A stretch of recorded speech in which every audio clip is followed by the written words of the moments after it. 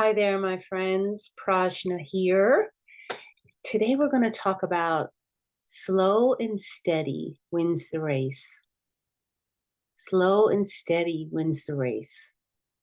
So let me tell you how I came about this. I heard it today, actually, in a meeting that I was in, and I heard it several times actually this week.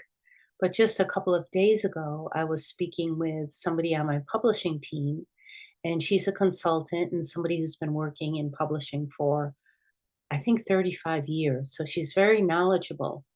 So I thought working with somebody with her would not only save me a lot of time as far as getting expert advice, but I thought also that maybe I'd be raising the bar a little bit. And what does that mean to have a bar? And there is this idea in our culture, especially since the onslaught of so much information in so many different apps with social media and different ways that you can let your life be taken over. And it's fast, fast, fast. And it can feel like we're in a race. And there can be this sense of never getting enough done or more to learn or distraction. There's a lot of distraction. I was on Instagram the other day, and I really don't understand what this whole thing is about. Like, I'm not gonna.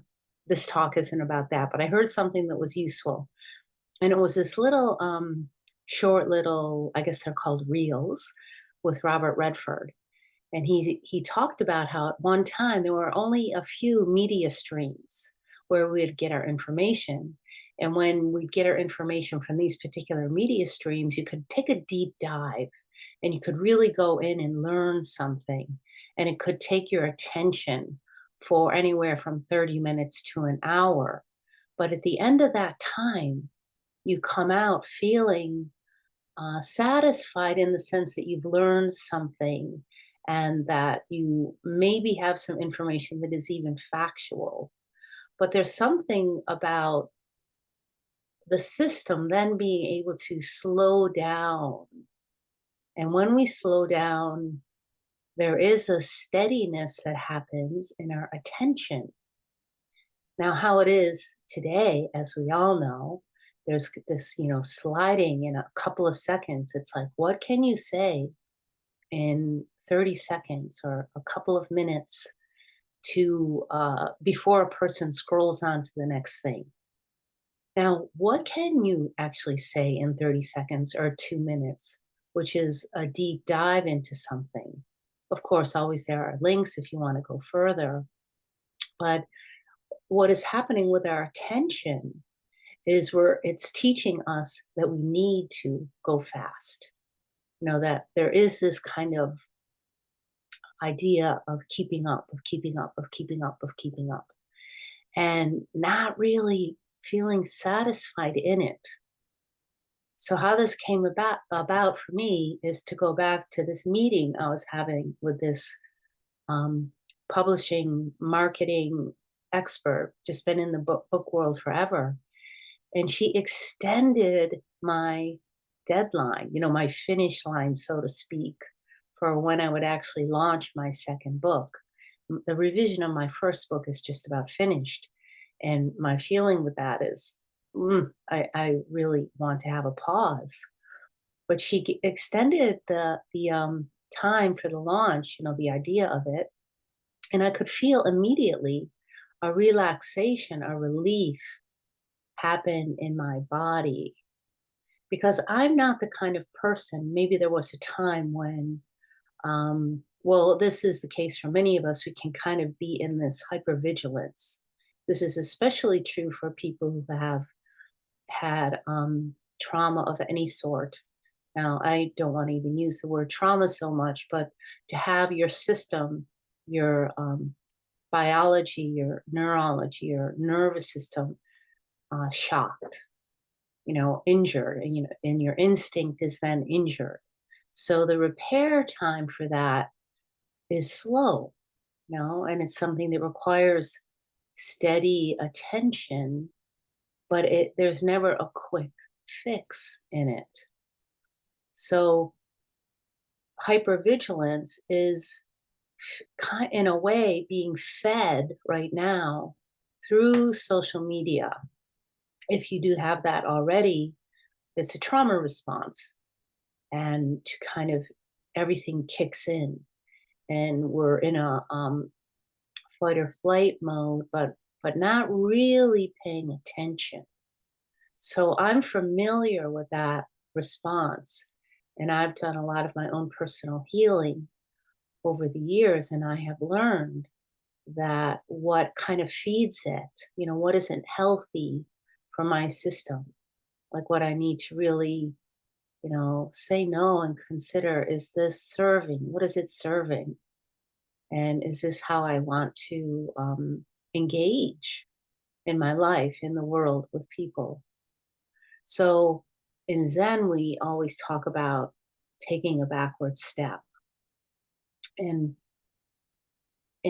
what an invitation that is, because to really be present and to learn to go slow and to be steady and to give attention to something in a way that you feel like you've accomplished something, even if it's small, it's fine. And that builds upon itself. That's the slow and steady. And there's a like a nugget of satisfaction in that. And a resting happens. And for at a certain time you can even feel a sense of completion. So if we're in a trauma response, if we're in hypervigilance, if we're always pushing to get to somewhere, to kind of meet a particular goal or deadline, it's nothing wrong with having those. But when our attention is in the future of that, then we're not really giving attention to just what is here. My daughter once said to me, I told her I was a multitasker, and she said, "No, Mom, there's no way that you're a multitasker.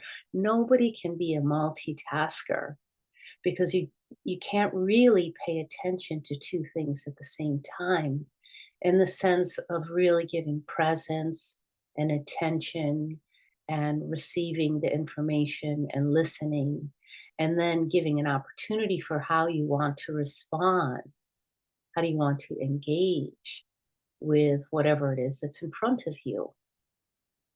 To really be able to let something land and in your body, because the body doesn't lie. Just like when this woman extended the time in which we would do a launch for my second book, it's like my body relaxed. So my body knows that was the right thing, the right answer. To really go slow and steady. And then it's kind of like, for me, it's almost like building, it's like the fascia in our body gets to relax, but we're building a robust kind of nervous system, to be steady and to be grounded, and to take in like just the beauty and the pleasure of what's already here in just these ordinary moments. Now, to give an example for how it's not really possible to pay attention to two things at once, really, I was at Costco the other day with my other daughter, and we saw a friend there, and they hadn't seen this friend in a long time, and she was really excited to see us. And at the same time, I was doing a return at the counter, and the woman had said that she had given me, I had paid cash, so I got not an actual refund, but store credit. And so when I got to the cashier line for us to check out, I went to find whatever it was that she had given me, but I couldn't find it. And so I had to go back to her. I knew who she was, and they had to put everything on hold so I could get rung up again. And I went over there, and the woman said, "I gave it to you." And I said, "Well, did you say something to me? Did we make eye contact?" I mean, I'm trying to remember, like, what was it, a piece of paper? What did it look like? And then I started going through my wallet. I really felt that, this is the thing too, is like when you get in trouble if you try to pay attention to two things at once. What she said to me, she said, "Well, you were talking with your friend, and while this was going on, and I said it right there on the counter, and I told you that it was there, but you were busy with your friend." So I said something like, "But did we make eye contact? Like, did you acknowledge it? Did I acknowledge that I received it?" So there was almost like this, I was almost getting to a place of making her wrong and making myself right. And afterwards, I thought about that and I went over to her later and I apologized because when I went back there, I looked into my wallet and there it was a card. It wasn't a piece of paper. And I was like, oh my gosh, I actually took the card from her. I put it in my wallet and I didn't even remember doing that. Now, I am sure, now I want to hear about this in the comments. Do you have moments like this where you've done a transaction or you've left something somewhere, or even the idea of going into the kitchen or going anywhere in your house and you get there, you arrive and you forgot what you went there for?